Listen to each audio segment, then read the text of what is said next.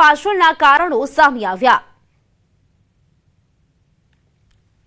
ગાંધીનગરમાં પાણીજન્ય રોગચાળો વકર્યો છે। ટાઇફોઇડનો વિસ્ફોટ થતા હાહાકાર મચી ગયો છે। તંત્રથી લઈને કેન્દ્ર સુધીની ટીમ હરકતમાં આવી ગઈ છે, પરંતુ આખરે આ ટાઇફોઇડ જેવી જીવલેણ બીમારી વકરી શું કામ, જે જાણવા ન્યૂઝ 18 ગુજરાતીની ટીમે રિયાલિટી ચેક કર્યું તો ફરી આંખો ચાર થઈ ગઈ। ગાંધીનગરના વિવિધ વિસ્તારમાં પ્રદૂષિત પાણી જોવા મળ્યું। આદિવાડા સહિતના વિસ્તારોમાં પ્રદૂષિત પાણી આવતું હોવાનું સ્થાનિકોએ જણાવ્યું, તો બીમારીથી બચવા માટે સ્થાનિકોએ આરઓ વોટર પ્યોરિફાયર લઈ રહ્યા છે। પ્રદૂષિત પાણી આવવા પાછળનું કારણ પાણીની પાઇપલાઇનમાં લીકેજ હોવાનું સામે આવ્યું, જેને લઈને તંત્ર દ્વારા ઠેર ઠેર લીકેજ રિપેરિંગ કામગીરી હાથ ધરવામાં આવી। ગાંધીનગરમાં 30થી વધુ સ્થળોએ પાણીની પાઇપલાઇનમાં લીકેજ હોવાનું જાણવા મળ્યું। બીજી તરફ મનપાના અધિકારી અને હોદ્દેદારો મોજ મસ્તી કરવામાં વ્યસ્ત છે। અમદાવાદ શહેરમાં શિયાળાની ઠંડી વચ્ચે રોગચાળો વકર્યો છે। પાણીજન્ય રોગચાળામાં નોંધપાત્ર વધારો થયો છે। એએમસીના ચોપડે ડિસેમ્બરમાં ઝાડા ઉલટીના 239, કમળાના 149 કેસ નોંધાયા છે, તો ટાઇફોઇડના પણ 180 કેસ નોંધાયા છે। પાણીજન્ય રોગચાળા માટે બાપુનગર, દાણી લીમડા, વટવા, મણિનગર, જમાલપુરને હાઈ રિસ્ક વોર્ડ જાહેર કરવામાં આવ્યા છે। પાણીજન્ય રોગચાળો અટકાવવા માટે મનપાના ફૂડ વિભાગે સઘન ચેકિંગ હાથ ધર્યું છે, તો પાણીપુરી બનાવતા એકમ પર પણ દરોડા પાડવામાં આવ્યા છે। પાણીપુરીની 152 લારીઓ પર ચેકિંગ કરવામાં આવ્યું છે અને 90 એકમને નોટિસ પણ આપવામાં આવી છે। અખાદ્ય જથ્થાનો નાશ કરવામાં આવ્યો છે।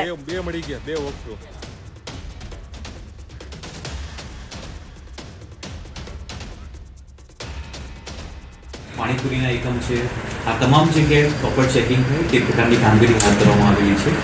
આંકડાકીય દ્રષ્ટિએ ઝાડા ઉલટીના ડિસેમ્બર માસ દરમિયાન 239 કેસીસ, જોન્ડિસના 149 કેસીસ, ટાઇફોઇડના 180 કેસીસ અને કોલેરાનો એક કેસ લાસ્ટ મંથ દરમિયાન રિપોર્ટ થયેલો છે।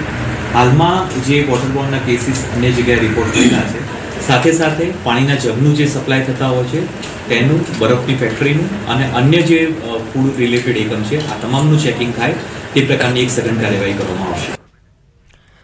અમદાવાદની વાત કરીએ। અમદાવાદમાં પણ પાણીજન્ય રોગચાળામાં નોંધપાત્ર વધારો થયેલો જોવા મળી રહ્યો છે। અનેક વિસ્તારો છે જ્યાં પાણીજન્ય રોગ વધ્યા છે। ઝાડા ઉલટી, કમળો, ટાઇફોઇડના કેસ વધતા જોવા મળી રહ્યા છે।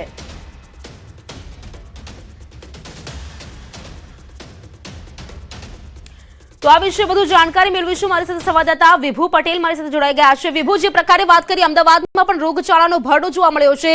પાણીજન્ય જે રોગ છે તે વધતો જોવા મળી રહ્યો છે। ખાસ વિસ્તારો છે તેના પણ નામ જાહેર કરવામાં આવ્યા છે કે આ વિસ્તારોમાં જે રોગચાળો છે તે વધુ વકર્યો છે। વિભુ, જાણકારી શું?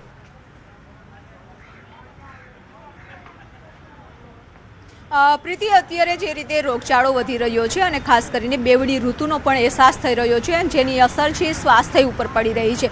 સાથે જ પાણીજન્ય રોગચાળો વધી રહ્યો છે, પછી સોલા સિવિલ હોય, અસારવા સિવિલ હોય કે અમદાવાદ મ્યુનિસિપલ કોર્પોરેશનના અર્બન હેલ્થ સેન્ટર હોય, આ તમામની ઓપીડીમાં વધારો થયો છે। અને આપણે દ્રશ્યો પણ બતાવવા માંગીશ કે જે રીતે રોગચાળો વધ્યો છે ત્યારબાદ તંત્ર પણ સતર્ક બન્યું છે અને જે વિસ્તારમાં ખાસ કરીને તાવ, શરદી સહિતના જે કેસો વધ્યા છે તેને લઈ આરોગ્ય વિભાગ છે તે એક્શનમાં આવી ગયું છે અને ત્યાં ચેકિંગ પણ હાથ ધરી દેવામાં આવ્યું છે। ખાસ કરીને પાણીપુરીની જે રેકડીઓ હતી કે જ્યાં પાણીપુરી બનતી હતી તેવા વિસ્તારોમાં પણ ગઈકાલે ચેકિંગ અમદાવાદ મ્યુનિસિપલ કોર્પોરેશન દ્વારા કરવામાં આવ્યું હતું અને એક્શન પણ લેવામાં આવ્યા છે। ખાસ કરીને સરસપુર, બહેરામપુરા, દાણી લીમડા, વટવા, મણિનગર, લાંભા, રામોલ, ગોમતીપુર, જમાલપુર અને ખાડિયા, આ વિસ્તારો એવા છે કે જ્યાં રોગચાળો વધારે પડતો જોવા મળી રહ્યો હતો, કેસ વધી રહ્યા છે અને તેને લઈ તંત્ર છે એક્શનમાં આવી ગયું છે।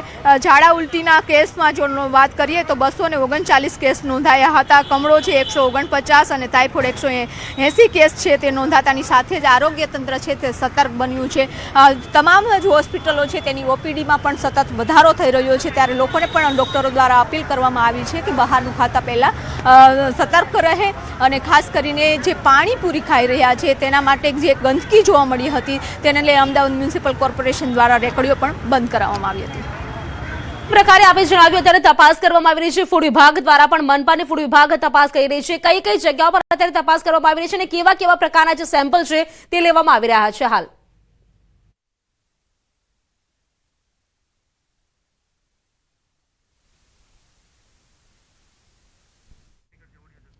તો હાલ જે પ્રકારે વાત કરી અમદાવાદના વિવિધ જે સ્થળો છે વિસ્તારો છે કે જ્યાં હાલ હાઈ રિસ્ક જાહેર કરવામાં આવ્યું છે, બાપુનગર છે, વટવા, મણિનગર, રામોલ, ગોમતીપુર આ વિસ્તારો છે જ્યાં સૌથી વધુ જે રોગોના કેસ છે જોવા મળી રહ્યા છે. શરદી, ઉધરસ હોય, ઝાડા ઉલટી હોય, આ તમામ પ્રકારના જે કેસ છે તે બાળકોમાં પણ જોવા મળી રહ્યા છે. હાલ મનપાની જે ટીમ છે, ફૂડ વિભાગની ટીમ દ્વારા પણ જે કાર્યવાહી છે તે કરવામાં આવી રહી છે. અખાદ્ય જથ્થાનો નાશ કરવામાં આવી રહ્યો છે કારણ કે જે પાણીજન્ય રોગચાળો છે તેમાં નોંધપાત્ર વધારો થયેલો જોવા મળી રહ્યો છે. ઝાડા ઉલટી, કમળો, ટાઇફોઇડના જે કેસ છે તે સતત વધતા નજરે પડી રહ્યા છે, પરંતુ તંત્ર પણ તમામ જે કામગીરી છે તે પણ કરી રહ્યું છે.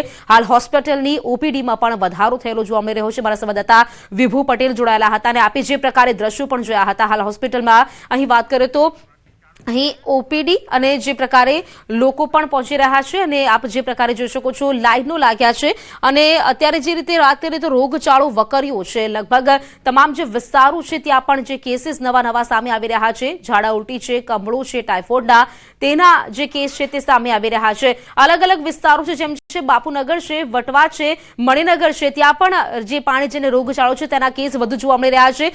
વિભુ, આપ જે પ્રકારે આપે જણાવ્યું કે જે તપાસ છે તે પણ કરવામાં આવી રહી છે મનપાની ફૂડ વિભાગ દ્વારા, આપ હાલ હોસ્પિટલ આગળ ઉપસ્થિત છો, કેવી જે તૈયારીઓ જોવા મળી રહી છે? કારણ કે અહીં વાત કરીએ કેસીસ છે તે સતત વધી રહ્યા છે. અમુક વિસ્તારો છે જ્યાં પાણીજન્ય રોગચાળો વધુ છે.